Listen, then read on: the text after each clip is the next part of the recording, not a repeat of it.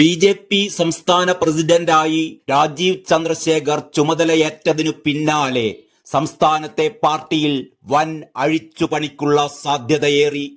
രാജീവ് ചന്ദ്രശേഖർ സംസ്ഥാന അധ്യക്ഷന്റെ ചുമതലകളിലേക്ക് പൂർണ്ണമായി കടക്കുന്നതോടെ അടുത്തയാഴ്ച പുനഃസംഘടനയുൾപ്പെടെയുള്ള വിഷയങ്ങൾ ചർച്ച ചെയ്യാൻ കോർ കമ്മിറ്റി ചേരുമെന്നാണ് മുതിർന്ന നേതാക്കൾ നൽകുന്ന സൂചന. രാജീവ് ചന്ദ്രശേഖറിന് അദ്ദേഹത്തിൻ്റെതായ ഒരു സംഘത്തെ കണ്ടെത്തേണ്ടതുണ്ട്. അതുകൊണ്ട് തന്നെ പുതിയ ഭാരവാഹികൾ ഉണ്ടാകും. സംഘടനാ കാര്യങ്ങൾക്കായി ഒരു ഓർഗനൈസിംഗ് സെക്രട്ടറിയെയും നിയോഗിച്ചേക്കും. എന്നാൽ പാർട്ടി പ്രസിഡന്റ് എന്ന നിലയിൽ എല്ലാ വിഭാഗങ്ങളെയും വിശ്വാസത്തിലെടുത്തുകൊണ്ട് തന്നെയാകും അദ്ദേഹത്തിന്റെ തുടർ നടപടികൾ. ഒരിടവേളയ്ക്ക് ശേഷം ബി.ജെ.പി. സംസ്ഥാന പ്രസിഡന്റ് സ്ഥാനം നായർ സമുദായത്തിന് ലഭിച്ചിരിക്കുകയാണ്.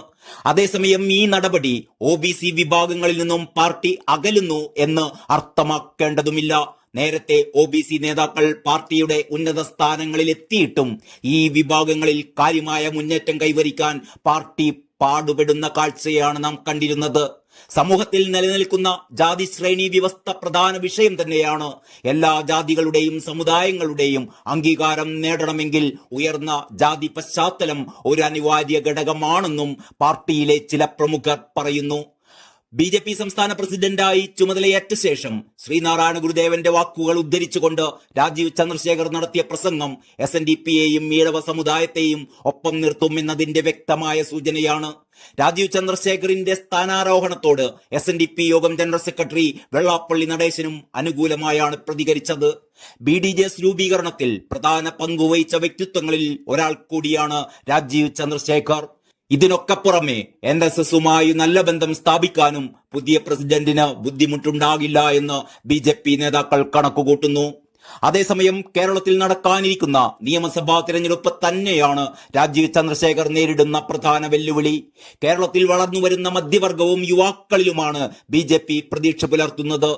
ഈ വിഭാഗങ്ങളിൽ നിന്നുള്ള വോട്ടുകൾ ഉറപ്പിക്കുക എന്നതിന് പുതിയ തന്ത്രങ്ങൾ ആവശ്യമാണ്. ബി.ജെ.പിയിലെ സമുന്നതനായ ഒരു ദേശീയ നേതാവ് പറയുന്നു, ഇത്തരത്തിലുള്ള മധ്യവർഗങ്ങൾ ആഗ്രഹിക്കുന്ന നേതാവിനായുള്ള എല്ലാ ഗുണങ്ങളുമുള്ള വ്യക്തിയാണ് രാജീവ് ചന്ദ്രശേഖർ. കേരളത്തിലെ മധ്യവർഗത്തിന് CPMനോടുള്ള താല്പര്യം കുറഞ്ഞു വരികയാണ്. എന്നാൽ ഇവരിൽ സ്വാധീനം ഉറപ്പിക്കാനുള്ള ശ്രമങ്ങൾ ഇടതുപക്ഷത്ത് സജീവവുമാണ്. രാജീവ് ചന്ദ്രശേഖറിന്റെ നേതൃത്വം ഈ വിഭാഗത്തെ ആകർഷിക്കാൻ ഏറെ സഹായിക്കുമെന്ന് തന്നെയാണ് ബി.ജെ.പിയുടെ കണക്കുകൂട്ടൽ.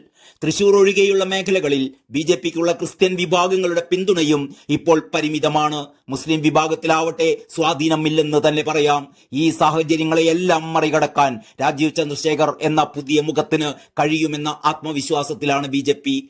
രാജീവ് ചന്ദ്രശേഖർ ബി.ജെ.പി. പ്രത്യയശാസ്ത്രമുള്ള ആളല്ല എന്ന പ്രതിപക്ഷ നേതാവ് VD സതീശന്റെ പരാമർശം പോലും ഗുണം ചെയ്യുമെന്ന പ്രതീക്ഷയിലാണ് ബി.ജെ.പി. നേതാക്കൾ.